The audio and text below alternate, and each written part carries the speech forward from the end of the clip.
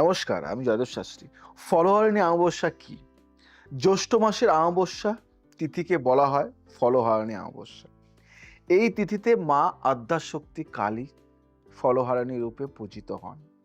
ফলহারিণী মানে যিনি ফল হরণ করেন, অর্থাৎ ভক্তের পাপ, কষ্ট ও কর্মফলের বোঝা তিনি নিজে বহন করে নেন। এই দিনটি পিতৃতর্পণ, আত্মশুদ্ধি, ঋণ মুক্তি ও মনোবাসনা পূর্ণ হওয়ার অত্যন্ত শক্তিশালী তিথি। শাস্ত্রে বলা হয়েছে ফল হরিণং তীর্থং মাতা কর্মফলং হরতি সত্তরম, অর্থাৎ ফলহারিণী তিথিতে মাতা সত্তর ভক্তের কর্মফল হরণ করেন। ঠাকুর রামকৃষ্ণ পরমহংসদেব এই তিথিতে মা কালীর বিশেষ পূজা করতেন। শুভ সময় ও মুহূর্ত যদি জানতে হয় তাহলে মাথায় রাখবেন 3:30, 4:30 ব্রহ্ম মুহূর্ত পিতৃতর্পণের শ্রেষ্ঠ সময়। সূর্যোদয়, স্থান, দান ও পূজা আরম্ভ সন্ধ্যা 6টা। ঘরে প্রদীপ জ্বালানো, পূজা শুরু রাত 11:30 থেকে 12:30। নিশীথকাল, মায়ের শক্তি চরমে। রাত ঠিক 12টা মহানিশীথ, মন্ত্র জপের শ্রেষ্ঠ মুহূর্ত। পূজার উপকরণ লাল জবা ফুল, নীল অপরাজিতা, বেল পাতা, সরিষা তেলের প্রদীপ, নৈবেদ্য, ফল, মিষ্টি, খিচুড়ি, পান, সুপারি, নারকেল, সিন্দুর ও আলতা, গুগুল ও ধুনো। 5 ফল যেমন আম, কলা, নারকেল, কুল, বেল।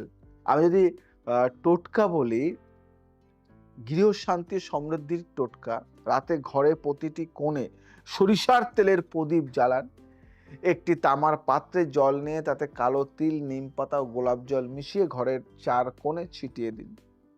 নেগেটিভ শক্তি দূর হয়। আর একটা মন্ত্র পাঠ করবেন, ওং হ্রিং শ্রিং কালিকায় নমঃ। ঋণ মুক্তি ও অর্থ কষ্ট দূর করার একটা টোটকা বলি। একটি লোহার পাত্রে সরিষার তেল নিন, তাতে নিজের মুখ দেখুন, মনে মনে ঋণের কথা বলুন, তারপর সেই তেল পিপল গাছের গোড়ায় ঢেলে দিন।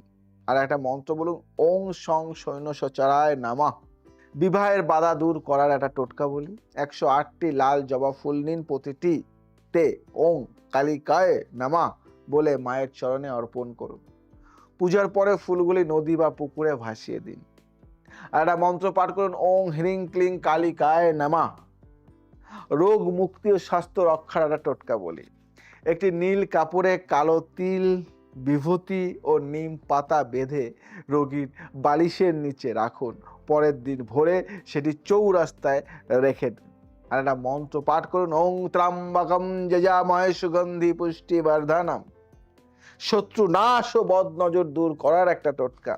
7টি লঙ্কা ও 7টি সরিষার বীজ গোবর মাটির পিণ্ডে মুড়ে পোড়ান, সেই ছাই বাড়ির বাইরে উড়িয়ে দিন। আর একটা মন্ত্র পাঠ করুন, ওং ক্রিং ক্রিং ক্রিং হ্রিং হ্রিং হুং হুং দক্ষিণে কালীকে। পিতৃতর্পণ ও আত্মার শান্তির কাজ ভোরবেলা নদী বা পুকুরে স্নান করে কালো তিল, জল ও ফুল দিয়ে পিতৃতর্পণ করুন। পরে ব্রাহ্মণকে অন্ন দান করুন। ওং পিতৃভ্যো নমঃ।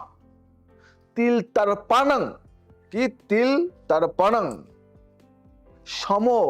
সমর্পয়ামি, এই মন্ত্র পাঠ করুন। মনোবাসনা পূর্ণের বিশেষ সাধনা। মধ্যরাতে মায়ের ছবির সামনে লাল আসনে বসে 108 বার কালীর মূল মন্ত্র জপ করুন। একটি লাল কাগজে ইচ্ছার কথা লিখে মায়ের চরণে রেখে দিন। আর একটা মন্ত্র পাঠ করুন, ক্রিং ক্রিং ক্রিং হ্রিং হ্রিং হুং হুং সাহা। কি বলবেন?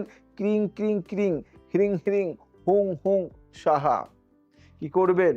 ভোরে উঠে স্নান করে পবিত্র হন, উপোস বা ফলাহার করুন, ব্রাহ্মণ ও গরিবদের অন্ন দান করুন, মায়ের নাম 108 বার জপ করুন, পিতৃতর্পণ করুন, রাত জেগে পুজো করুন, নদীতে প্রদীপ ভাসান, কালো বা লাল পোশাক পরুন।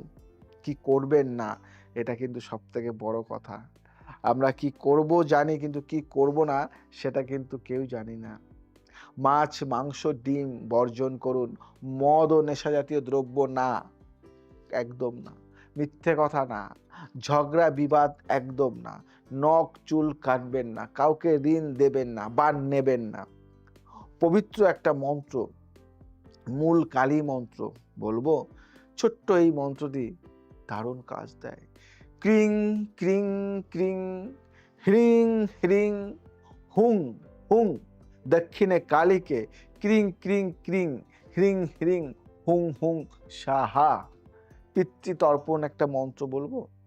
ওং পিতৃভ্য সাধাইভ্য সাধা নামা, মাতৃভ্য সাধাইভ্য সাধা নামা, সর্বেভ্য পিতৃভ্য সাধা নামা। দান করুন, অন্নদান, প্রদীপ, তেল, ফল, কালো বা নীল বস্ত্র, জল ও মিষ্টি, তিল ও সরিষা। একটা বাণী বলবো, মা কালী ভয়ের দেবী নন, তিনি ভয়কে হরণ করার দেবী। যে মায়ের চরণে সমর্পিত তার জীবনে অন্ধকার থাকে না। অমাবস্যার অন্ধকার মানে শেষ নয়, সেই অন্ধকারে নতুন চাঁদ জন্ম নেয়। জয় মা ফলহারিণী, জয় মা আদ্যাশক্তি কালী। একটা কথা তোমাকে বলি, আমি জয়দেব শাস্ত্রী, মধ্যমগ্রাম সারদাপল্লী 51 কালীবাড়িতে ফলহারিণী পূজা অনুষ্ঠিত হয়। যারা আসতে চাইছো তারা চলে এসো, দেখে যাও। এই 51 কালীবাড়িতে সমস্ত রকম পুজো হয়।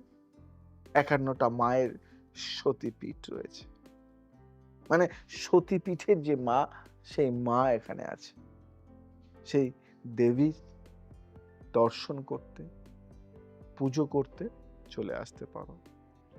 এখানে পুজো করতে, দর্শন করতে কোনো কিছু লাগে না। মায়ের কাছে আসবে, নিজের পবিত্র মন নিয়ে দর্শন হবে। ভালো থাকো, সুস্থ থাকো, সবাইকে ভালো রাখো। আজ আসি, আবার আসবো নতুন কিছু নিয়ে। জয় শ্রী ঠাকুর রামকৃষ্ণ।